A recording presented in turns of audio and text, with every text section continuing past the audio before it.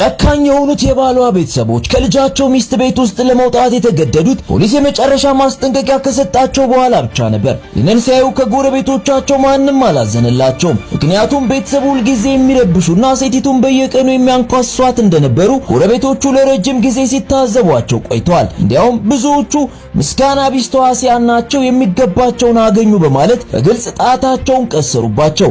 ቤተሰቡም ያፍረስ ስሜት የተሰማቸው ያኔ ነበር። አማቷም በቀጥታ ቀጥሎ የት እንወድቃለን በማለት መሬት ላይ ተቀምጣ አለቀሰች። የባልየው ታናሽ ወንድሜ ሚስት ቤት መቆየታችን እንደማይዘልቅ አስቀድሜ ተናግሬ ነበር በማለት ማማረሯን ቀጠለች።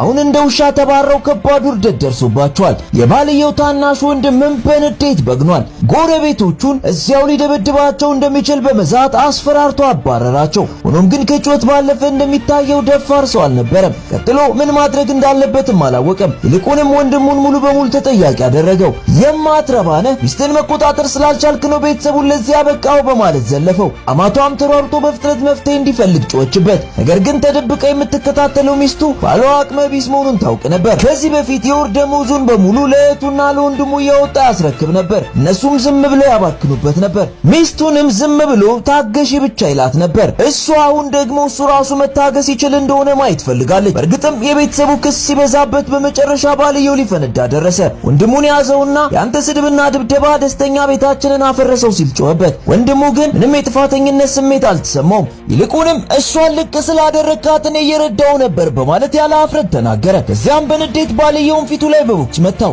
ወንድማማቾቹ ሊጣሉ ሲሉ አማቷ ድንገት ሴቲቱን በመኪና ውስጥ አየቻት።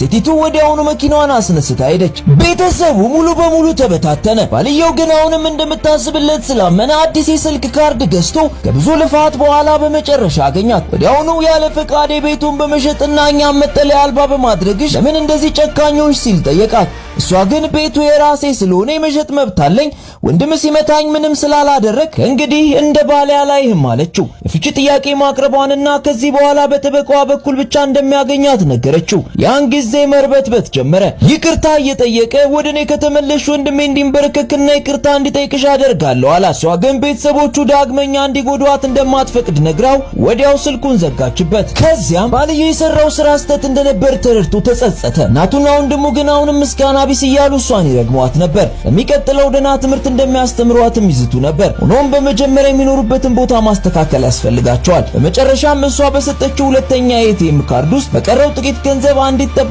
ክፍል ተከራየ። ነገር ግን ቤተሰቡ ክፍሏ በጣም ትንሽ ናት በማለት ሊያጉረመርሙ ጀመር። በሚቀጥለው ቀን ስራ መውጣት እንዳለበት እያወቁ እናትና ወንድሙ ክፍል ውስጥ ባለችው አንዲት አልጋ የተነሳ ተጣሉ። በዚህም የተነሳ